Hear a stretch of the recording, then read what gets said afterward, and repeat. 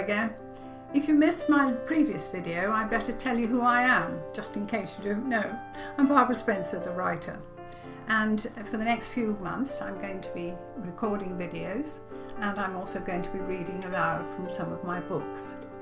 Last week, I was talking about plumbing and trains. This week, I'm doing exactly the same. I'm not overly keen on plumbing. I am on trains, but here's one about plumbing. The spot of trouble in my waterworks. So there I am sitting on the floor with my head under the sink.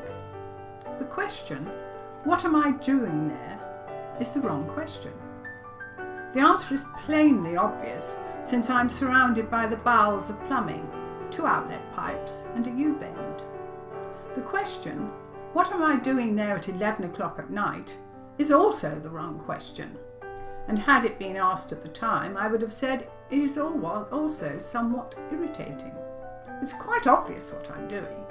I'm cleaning the drain. However, the question, do you know how to fit these pieces back again? That question, however hurtful in its tendency to cast dispersions on my mechanical ability, is entirely relevant to the problem in hand. Bullseye. You could then continue and ask, but shouldn't you be in bed? Or won't you get cramps sitting on the floor like that? However relevant such questions might be when you are in a tight spot, as I was, crouched on my side with my head jammed inside the cupboard under the sink, such perception, however kindly meant, does nothing to resolve the jigsaw puzzle in my hand. And however much I lecture myself that I've done this before several times and have profited by having clean drains for yet another 6 months, the pieces failed to gel, for I simply cannot remember. Was the U-bend under this drain, or indeed under that? Have I lost a piece? I rush outside and examine the spot on the ground where I had tipped the disgustingly gruesome water. No, there are no misplaced pieces of pipe, only an inquisitive cat. So if it is all there in my lap, why does this pipe have 3 outlets? I'm positive it had only 2 before I washed it. I scrutinised the pieces. Honest, there really are only 2 bits of pipe into which it can fit. So how come I also have 3 washers left over? And where the hell did I hang my rubber gloves? Visualization of the drainage system fails to produce an image of the piece of pipe on which my rubber gloves hang, and have hung, in fact, for the past 5 years.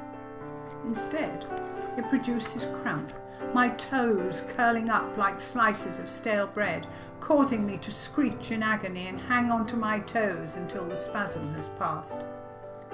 I glance at my watch. 1 o'clock? I look outside at the peaceful square, neighbours on all sides sleeping soundly, the square cocooned in a haven of blissful quiet. Nothing for it but to give in, and yet, tomorrow, I say aloud, my tone as sorrowful as a solitary nighthawk over Kurdistan. The moment I wake, I will call the plumber, and that will cost me at least £100. It is amazing how the threat of unwanted expenditure immediately clarifies the aging mind. Instantly the pieces made sense, the long white tubes clipping neatly together to form 2 drains, 1 horizontal bar on which my rubber gloves hang, and a U-bend, each piece clean and sweet smelling and designed to carry without leaking wastewater into the municipal drain. One last job to be done. I stick my head back under the sink, working away along each pipe, inch by inch, trying to memorise where each piece lives in relation to the next.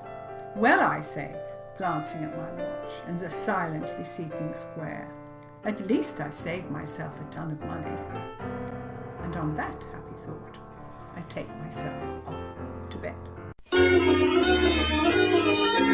You're old, Father William, the young man said, and your hair has become very white, and yet you incessantly stand on your head. Do you think at your age it is right? My last offering is very short. My latest love affair. I have a new love in my life. No, it's not a man, it's railways. Okay, so perhaps railways and men share some similarities. Neither is totally dependable. Frequently they arrive late and the slightest bit of cold weather and they can't get started in the morning. However, unlike men, trains are rarely short-tempered. Quite the contrary. Train managers behave with great civility and cheerfulness, and trains go pretty much everywhere these days, except Somerset, whereas you often have trouble getting the man in your life to even go to the supermarket. And can men introduce you to an amazing kaleidoscope of new places and people and new scenery without complaint? You'd need to change your lover weekly to reap the changes in scenery that railways can offer. Usually with men it's same-o, same-o, and where's my dinner? Yes, I know, Reading's a mess. Bitterly cold, with nowhere to sit and likely to stay that way for years, and the ladies' loo at Paddington resembles something from the Stone Age, even though they have rebuilt the rest of the station. Still, St Pancras is divine. It's an amazing feeling when, ticket in hand, you arrive at the station and find your train waiting and ready to board. You definitely can't do that with a man. See you again. Goodbye.